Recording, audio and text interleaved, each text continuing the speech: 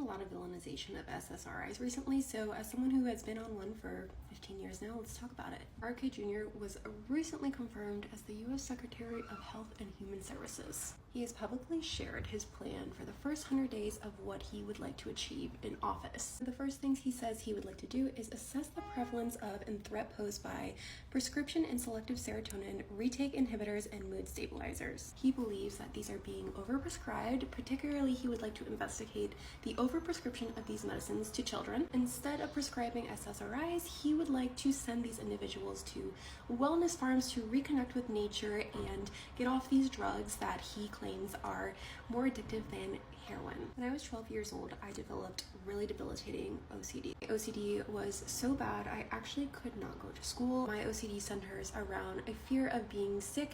It's tied very closely with emetophobia. Parents explored all the options available to me and they decided on sending me to therapy because I was so young.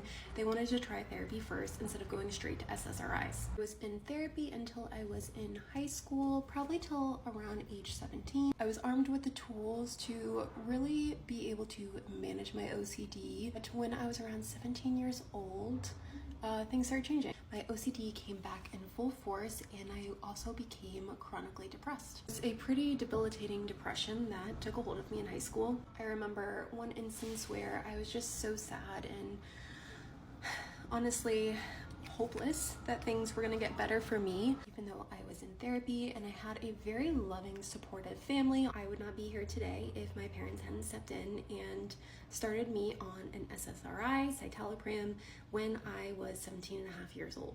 Because of genetics, I lack a certain amount of serotonin that other people have in their brain. There is nothing wrong with that. There is nothing shameful about that. It just is the way it is. I've continued to be on SSRIs for 15 years now, and they continue to allow me to be able to live a normal life. I'm immensely grateful for that. Whenever I recently share that I am on SSRIs, I get a lot of comments suggesting holistic methods to help and cure my depression. I had this commenter recently on Instagram say all I need to do is make sure that I'm eating a full breakfast of protein in the morning, as well as not drinking caffeine on an empty stomach, and my depression is going to be cured, guys. When people come into my comments who are not my doctor and do not know my medical history and do not know the struggles I've gone through and suggest that my depression would go away if I had a little bit more protein in my diet and I stopped drinking caffeine on an empty stomach, yeah, it kind of pisses me off. But just because something worked for you does not mean it's going to work for me. I'm gonna keep my SSRIs, but you just go to that wellness farm and let me know how it goes.